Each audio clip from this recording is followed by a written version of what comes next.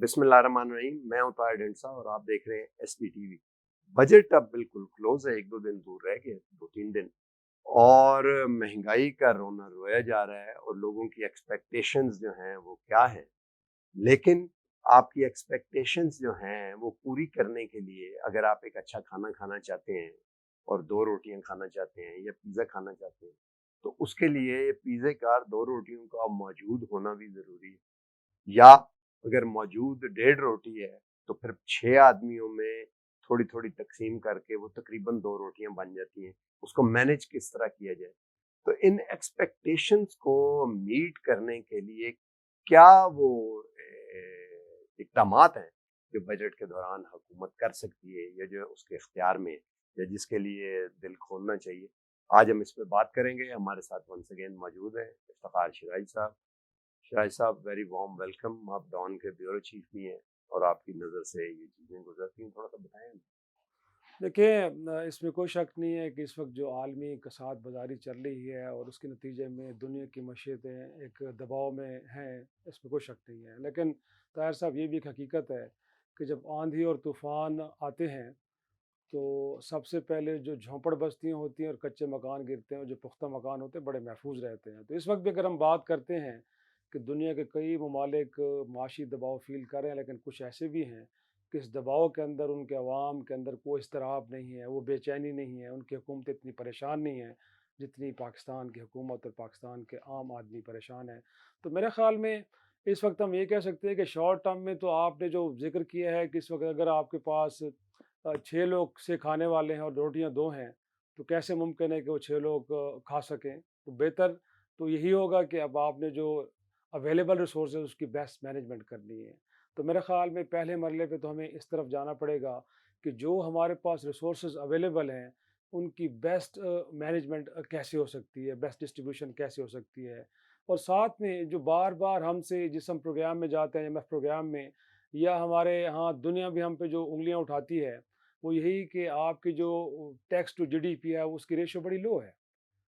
और आप FBR के फिगर्स उठा के देखें, टैक्स डायरेक्टिव्स को आप उठा के देखें, इस वक्त भी आपकी जो पार्लिमान है जिसमें सूबाई असम्बलियाँ, कौमी असम्बली, सेनेट, मैं आपको कोई 92 अरकान की फहरिस्त गिनवा सकता हूँ जो सरे से 1 रुपया टैक्स नहीं देते, गोया कि उन्होंने ये जाहिर किया है कि उनको ज़ीरो इनकम है।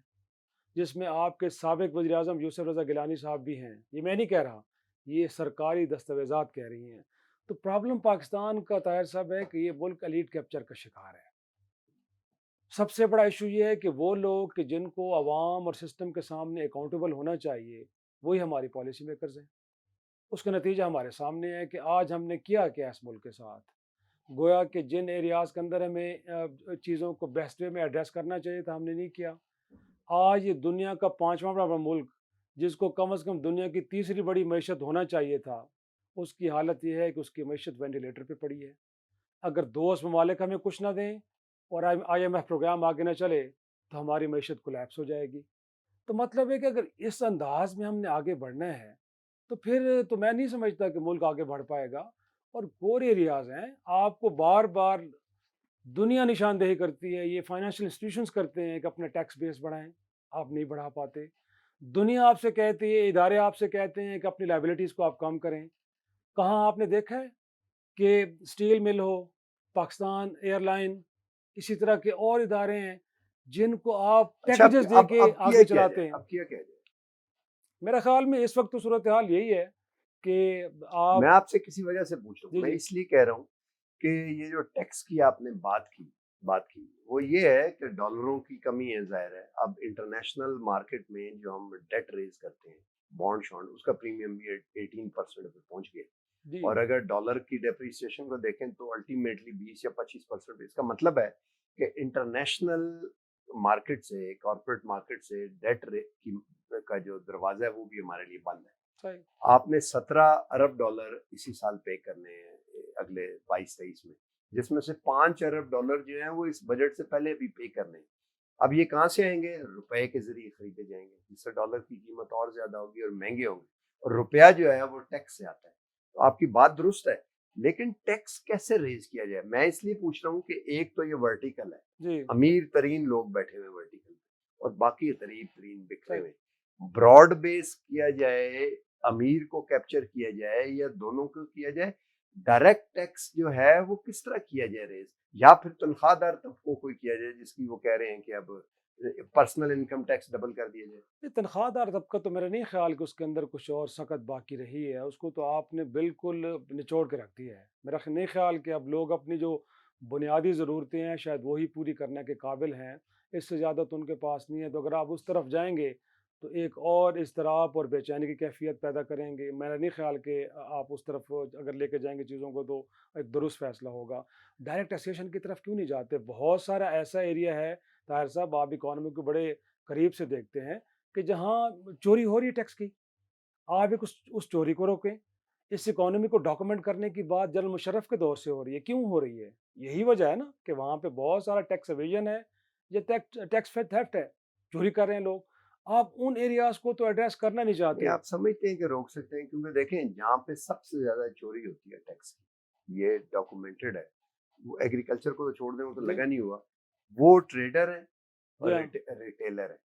اربن ٹریڈر اور ریٹیلر ابھی جی جی نیچے وہ رینائی کے ہیٹر منگوا کے سردیوں میں اور امپورٹڈ چیزیں بیچ رہے ہیں, اور ٹیکس ظاہر نہیں دیتے اور ہڑتال یقیناً. کرتے ہیں, اور ڈبل ڈیمیج ہوتا ہے, کیونکہ اس سے ایکسٹرنل اکاؤنٹ بھی گیپ بہت بڑھتا ہے کیونکہ امپورٹس ہوتی ہیں, صحیح. اور دوسرا یہ ہے کہ ٹیکس بھی نہیں دیتے.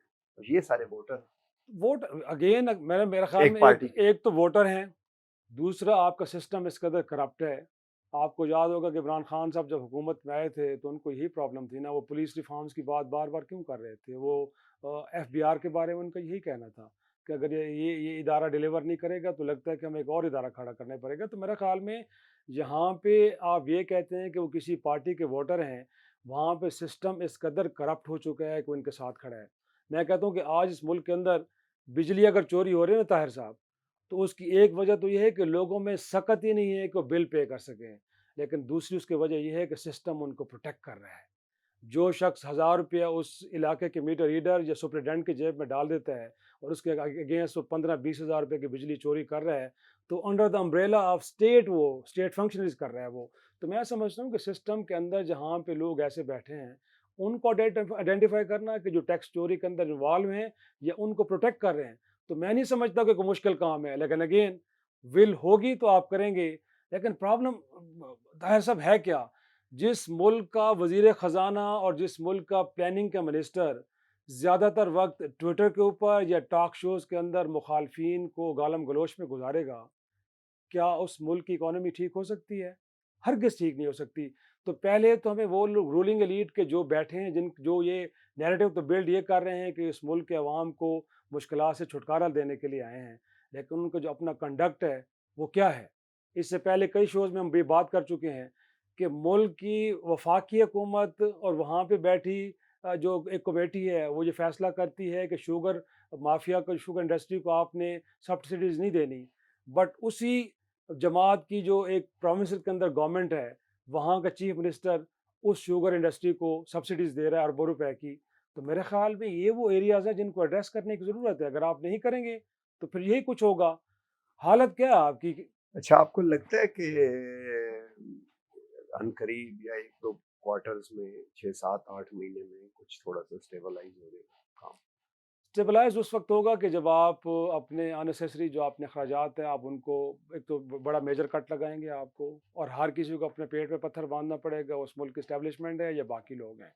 دنیا میں کہاں ہوتے اپنا طاہر صاحب کے ایک پرائم منسٹر کے, ایک چیف منسٹر کے 4 کیمپ آف آفیسز چل رہے ہیں.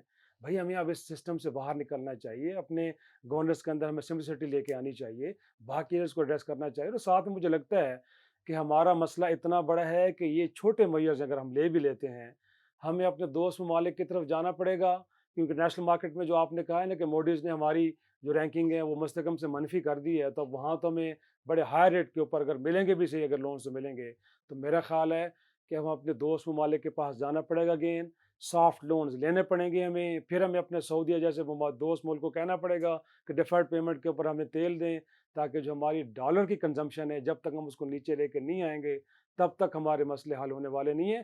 تو میرا خیال ہے کہ یہ وہ ایک طریقہ ہے جو شارٹ ٹرم کے اندر ہمیں ہیلپ کر سکتا ہے, ورنہ تو لگ رہا ہے کہ ٹائٹینک ڈوب رہا ہے. چلیں جی, देखते हैं आगे क्या होता है, लेकिन शौकत तरीन की मुझे एक बात याद आ जाती है। उन्होंने कहा कि हमारी सेविंग 13, 14, 15, 16% तक है और इसे 4 से डिवाइड करें तो तकरीबन 4 बनता है। तो 4% तक अगर हम ग्रोथ मेंटेन करें तो ठीक है, वरना ओवर हीट हो जाती है। अभी जो पीछे 6% ग्रोथ का हमने सुना है, उससे इम्पोर्ट्स भी हमारी बढ़ी। तो पाकिस्तान के लिए ये है कि शॉर्ट टर्म में अपनी आवाम को लुक आफ्टर करके और मिड टर्म तक 2-3 साल तक मिड लेवल की ग्रोथ को अगर हम कंटिन्यू कर सकते हैं तो शायद इसी में हमारी कुछ बचत हो। लेकिन एक बात सिंपल है कि एक मरबूत पॉलिसी बनानी पड़ेगी और वो पॉलिसी ऐसी होनी चाहिए जिसपे वो मिसाक मईशत की बात करते हैं। मैं पॉलिटिकल सियासत की बात नहीं कर रहा, जब हीट आई तो ये नारे ऐसी, उस पॉलिसी को फिर जो भी गवर्नमेंट आए, इलेक्शन हो या चले आगे, उसको कंटिन्यू करें। इसके अलावा आपको कुछ चारा लगता नहीं। आज तक के लिए इतना ही, मिलते हैं अगले प्रोग्राम में। प्रोग्राम को लाइक और सब्सक्राइब करने और हो सके तो अपने कमेंट भी दें।